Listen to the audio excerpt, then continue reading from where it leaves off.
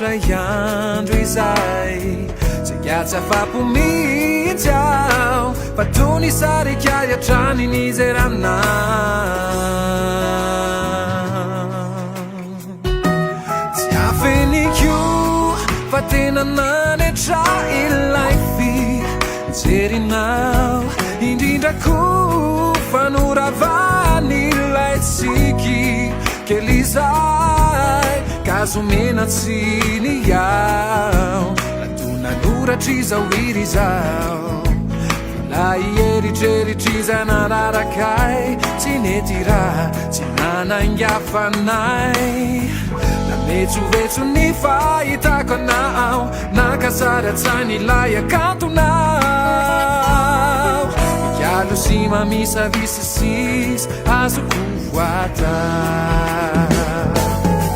Tsy ho adino io velively Tsy ho voafafanao vinanao Ato an-tsaiko ilay fijerinao Ato an-tsaiko ilay fitsikinao Toy ny fitomboka se tsy afaky intsony fa mitoetra Tsy ho adino io velively Tsy ho voafafanao vinanao Ato an-tsaiko ilay fijerinao Ato an-tsaiko ilay fitsikinao Toy ny fitomboka se tsy afaky intsony fa mitoetra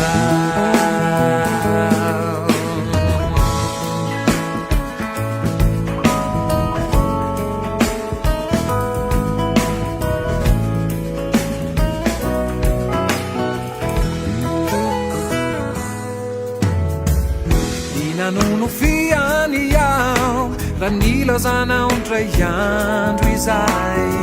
Zay atsy nino mihitsy aho fa ianao izao no navity zaho